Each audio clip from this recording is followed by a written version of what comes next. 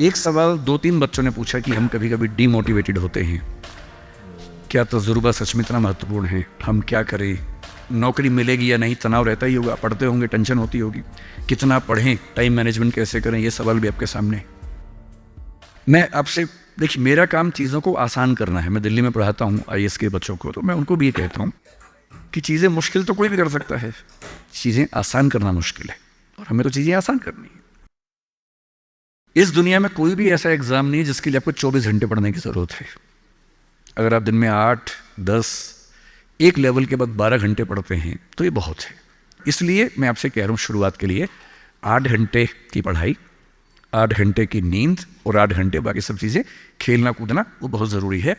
यहीं से बात आती है मोटिवेशन की। एक ये है कि हमारा मोटिवेशन हमेशा कैसे रहे, और एक ये कि कभी कभी स्ट्रेस ज़्यादा हो जाता है, उस समय हम कैसे मैनेज करें। आपकी उम्र में स्ट्रेस ज़्यादा होने की वजह यह भी है कि आपके हार्मोन्स इस उम्र में ज़्यादा, उनमें वाइब्रेशंस होते हैं, तो मूड स्विंग ज़्यादा होते हैं। जैसे जैसे आप मैच्योर होते जाएंगे उम्र के साथ, आपके मूड स्विंग्स कम हो जाएंगे।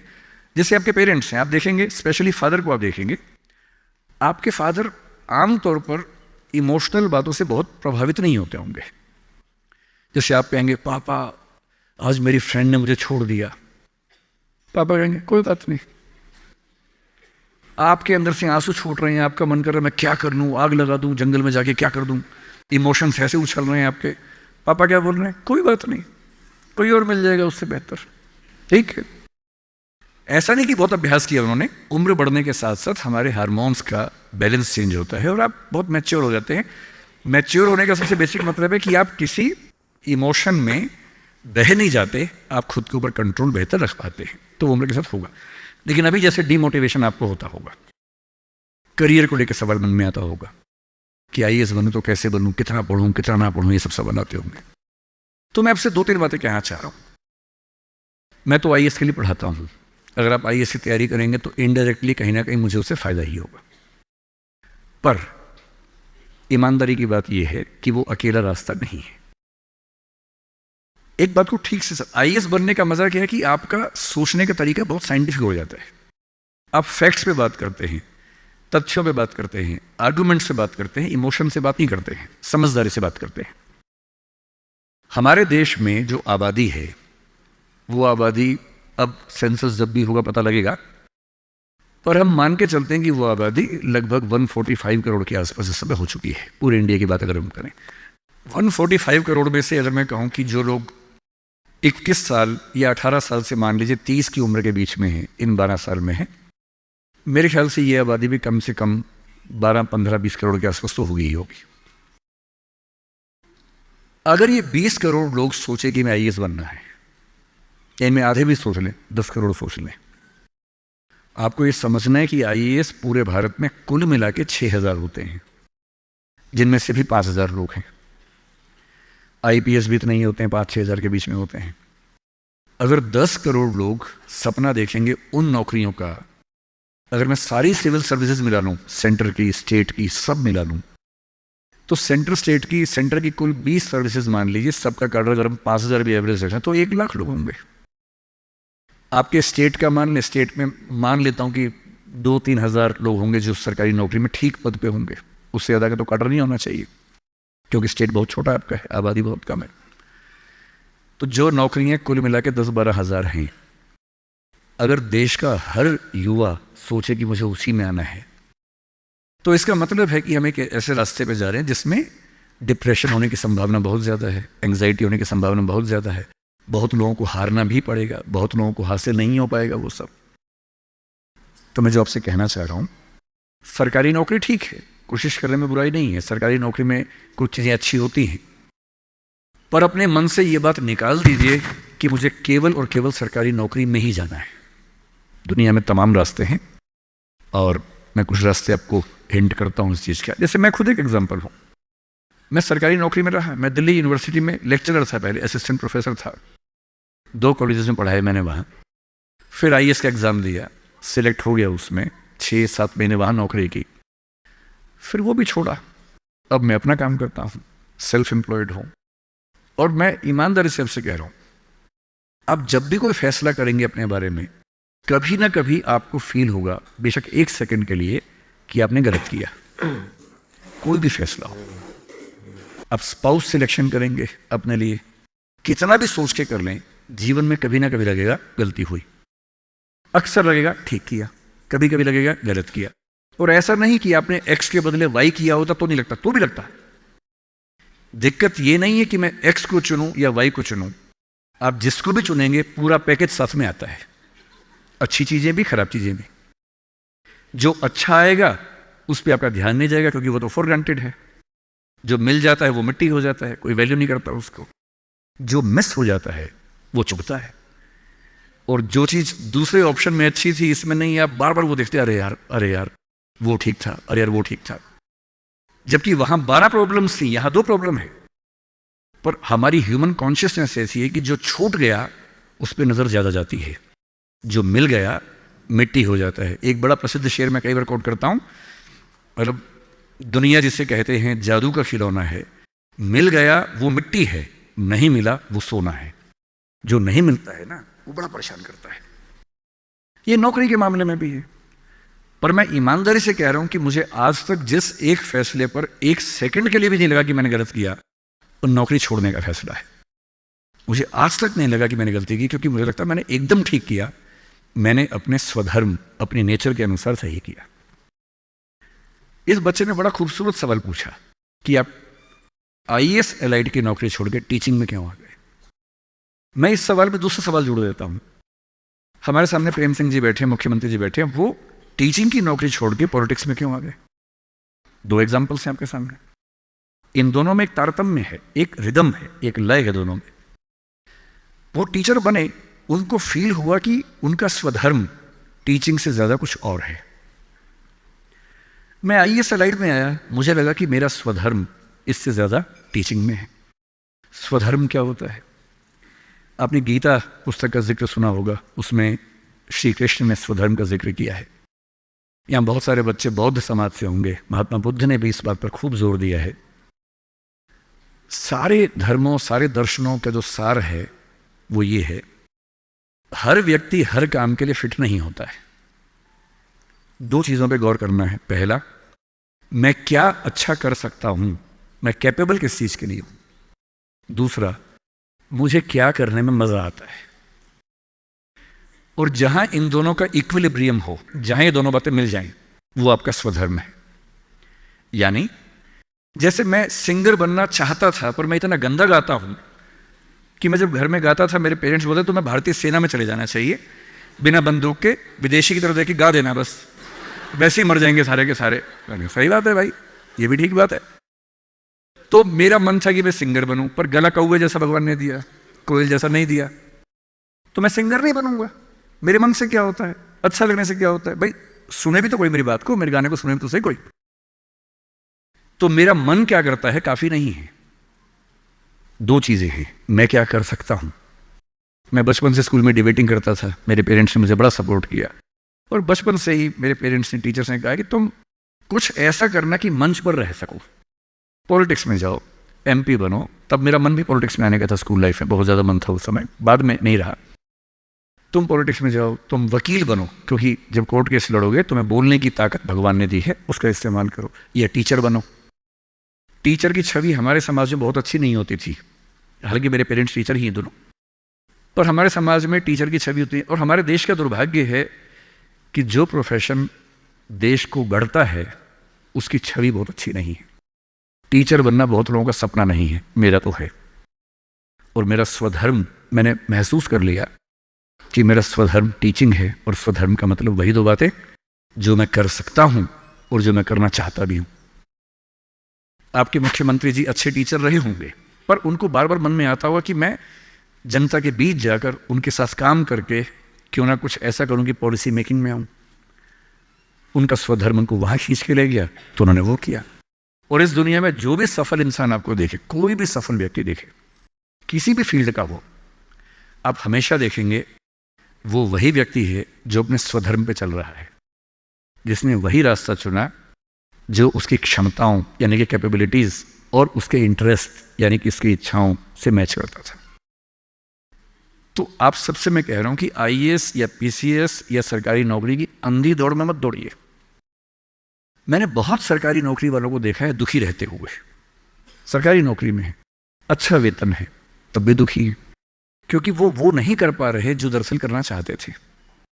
सरकारी नौकरी में क्या होता है? सुरक्षा मिलती है, सेफ्टी होती है, सिक्योरिटी होती है, सम्मान मिलता है, समाज के लोग पूछते हैं आपको कि आप सरकारी नौकरी में हैं। गस्टेड ऑफिसर होंगे तो स्टैंप लगा के साइन करने की ताकत आ जाती है। आप जज हैं तो आपकी बात में वजन होता है। आप IAS IPS है तो आप पूरा राज्य या देश चला रहे हैं। तो ताकत तो है, अच्छा है, सुरक्षा बहुत ज्यादा है। सबसे पहले ध्यान से सोचिए कि आप अपने जीवन से चाहते क्या हैं। मैंने जब नौकरी की तो मैंने फील किया कि इस नौकरी से मेरी जो मूल ज़रूरतें हैं वो पूरी हो नहीं पा रही। क्या ज़रूरतें हैं? मुझे अच्छा लगता है कि मैं खूब पढ़ूं और मंच पे खूब बोलूं। वहां कहा कि अब मंच पे जा ही नहीं सकते, कोड ऑफ कंडक्ट। मन कह रहे यार, जिस चीज़ के लिए पैदा हुआ वही नहीं कर पाऊंगा मैं तो। फिर दिन भर फाइलों में काम करना है। अब फाइलों में काम करना अच्छा लगता है कई लोगों को, मुझे नहीं अच्छा लगता, मेरा नहीं है ऐसी रुचि है, तो मैं क्या करूं। मेरा मन करता है कि मैं खूब पढ़ूं, गहरी चीज़ें पढ़ूं। वहां तो वही पढ़ना है जो सरकार के हिसाब से चीज़ें आती हैं, उसमें कोई बहुत क्रिएटिव स्कोप नहीं होता है। तो मैं कुछ महीनों में समझ गया कि ये मेरे बस की बात नहीं है। और मैं आपसे एक लिटमस टेस्ट कहता हूं, अपने पेरेंट्स से अकेले में बात करना। देखिए मैं बहुत ज़्यादा बोलता हूँ, जब आपको लगे ज़्यादा हो गया आप इशारा कर देना, मैं चुप हो जाऊँगा वहाँ पर, है ना। मैं भूल जाता हूँ कि मैं कितने घंटे बोल चुका हूँ तो आप हिंट कर दीजिएगा। आज घर जाके अपने पेरेंट्स से बात करना और एक बात पूछना उनसे, अकेले में बात करना, सबके सामने नहीं। स्पेशली अगर आपके पापा किसी नौकरी में हैं या मम्मी नौकरी में, जो भी नौकरी में, उनसे पूछना। उनसे कहना कि पापा आप नौकरी में खुश हो, ये बोल के चुप हो जाना। ये मम्मी आप नौकरी करती हो सरकार में या प्राइवेट जहां भी करती हो, ईमानदारी से बताओ, मेरे सिर पे हाथ रख के बताओ कि आप खुश हो। तो पहले वो 2-4 मिनट गोल मटोल बात करेंगे। हाँ बेटा, क्या कह सकते हैं बेटा, हाँ ठीक ही है बेटा, सब बढ़िया चल रहा है बेटा, ऐसी ऐसी बात करेंगे। अब 2 मिनट के बाद फिर उनका हाथ पकड़ के अपने सिर पे रख देना। अब बोलना, आपको मेरी कसम में झूठ बोला तो मर जाऊंगी, मर जाऊंगा। झूठ मत बोलना, सच्ची बताओ आप खुश हो।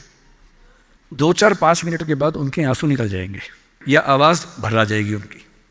और मैं गारंटी दे रहा हूं, आप 10 में से 9 पेरेंट्स कहेंगे बेटा खुश तो नहीं है, पर क्या करे, क्या करे। तुम्हारा करियर बनाना है, तुम्हारी जिंदगी ठीक रहे, नौकरी छोड़ भी तो नहीं सकते।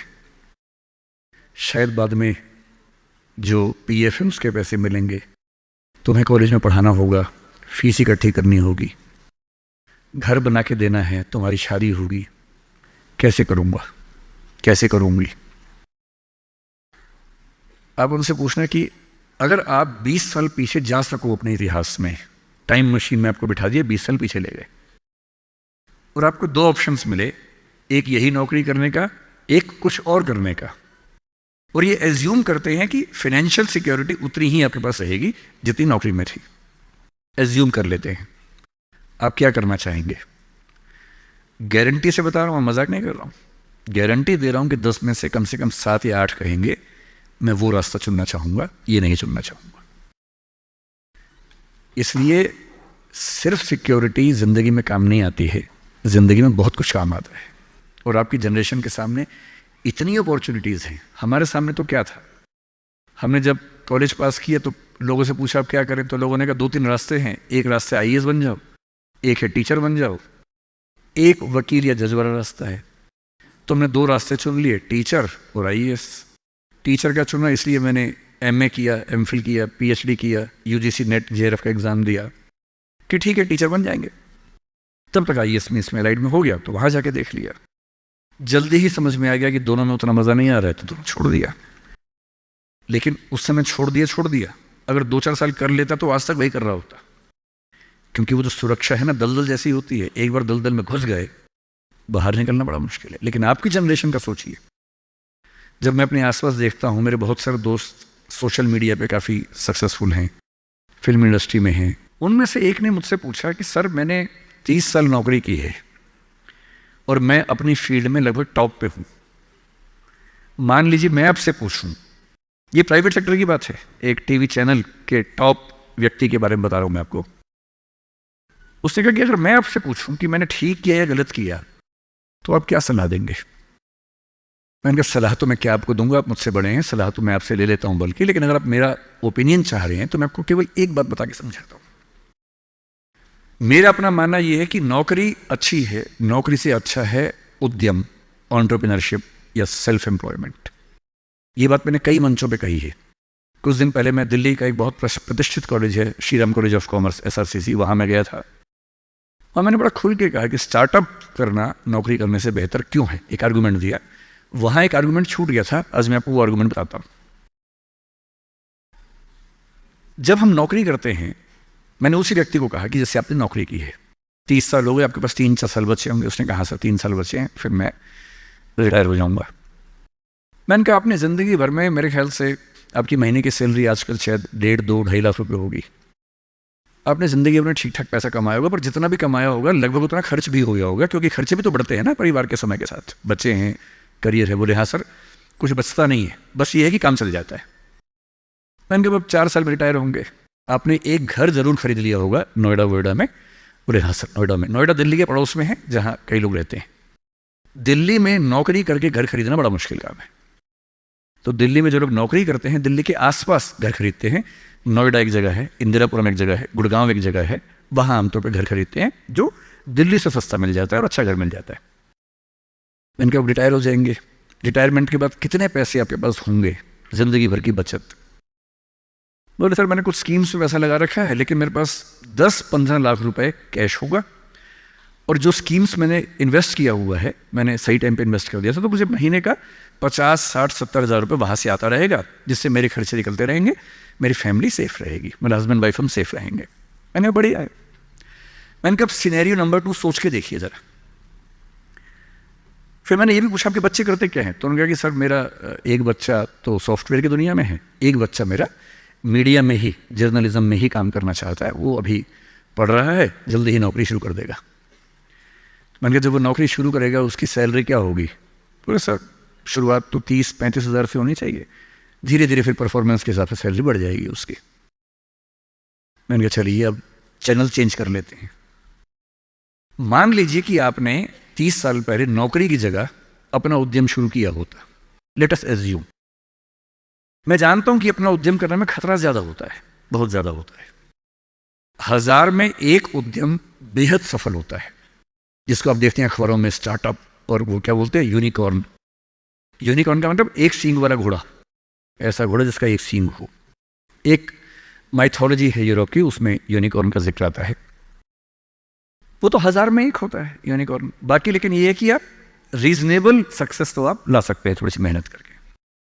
धीरे धीरे लोग आपको जानने लगते हैं, एक ब्रांडिंग बनने लगती है, और 3 साल का मानते हैं कि ब्रेक इवन का एक जस्टिफिकेशन पीरियड है कि 3 साल अगर आपने ठीक से काम कर लिया। एक ये फॉर्मूला आप भी समझ लें, दुनिया में कोई भी काम हो, कितना भी मुश्किल हो, अगर आपने 3 साल उस पर ठीक से खर्च कर दिए तो मान के चलिए कि उसमें आपको सक्सेस मिलनी तय हो जाएगी। 3 साल का गोल्डन रूल है। तो मैंने उस व्यक्ति से कहा कि अगर आपने 3 साल स्ट्रगल कर ली होती, अपना काम शुरू किया होता, लेट अस एज्यूम, और सफल हो जाते, और मान लीजिए सफल ना होते तो नौकरी कर लेते, ऐसा भी क्या है, 30 साल नहीं 27 साल नौकरी कर लेते, कौन सी ऐसी खास बात है। और यदि आज आपका एक एम्पायर खड़ा हो जाता, अभी आप नौकरी करते हैं, उस समय शायद आप 500 लोगों को, 100 लोगों को, 1000 लोगों को नौकरी दे रहे होते। कोई मुझसे अगर पूछता है ना कि मैं जिंदगी में किस चीज से सबसे ज्यादा खुश रहता हूं, सबसे ज्यादा, वो ये है कि जब मैंने नौकरी छोड़ी, अपना काम शुरू किया। शुरू में हमारे यहाँ 3 लोग काम करते थे, आज हमारे दृष्टि ग्रुप में 1800 लोग काम करते हैं, 1800। और मुझे सबसे बड़ा सुकून इस बात का है कि 1800 परिवार चल रहे हैं मेरे उस एक फैसले से। और यदि आप उद्यम करते हैं, उनसे मैंने कहा, और एज्यूम करते हैं कि 30 साल की मेहनत के बाद आपका उद्यम जो है आपकी अभी की सैलरी से शायद 50 गुना ज्यादा कमा रहा होता, उस कंपनी की वैल्यू आपकी सैलरी से शायद 1000 गुना ज्यादा होती, जैसा वैल्यूएशन होता है, और आपका बच्चा अपना काम शुरू करना चाहता। आज आप 2.5 लाख रुपए कमाते हैं, आपका बच्चा 30,000 से शुरू करेगा, पूरी स्ट्रगल वैसी की वैसी करेगा। अगर आप उद्यमी होते, आपका बच्चा वहां से शुरू करता जहां आपने छोड़ा है, और पूरी एक पीढ़ी की मेहनत आपको एक्स्ट्रा मिलती जो अब नहीं मिलेगी। इसलिए नौकरी अच्छी है, पर नौकरी इतनी अच्छी भी नहीं है कि उसके लिए पागल हो जाना है। करेज क्यों नहीं आ सकता हमारे अंदर, साहस क्यों नहीं आ सकता है? कम से कम एक चांस लेने के लिए, खतरा उठाने के लिए, ट्राई करने के लिए क्यों नहीं कोशिश करनी चाहिए? और इसलिए मैं आप सबसे जो कहना चाह रहा हूं वो ये, अपने स्वधर्म को ठीक से पहचानिए। आप जीवन से क्या चाहते हैं ठीक से पहचानिए। अगर आप चाहते हैं पैसा कमाना, तो सबसे अच्छा है अपना उद्यम, अपना स्टार्टअप, अपना बिजनेस, अपना काम, सेल्फ एम्प्लॉयमेंट। अगर आप चाहते हैं पावर, कि मैं कुछ करूं तो दुनिया को दिखे, तो सिविल सर्वेंट बनिए, जज बनिए, पॉलिटिक्स में आइए,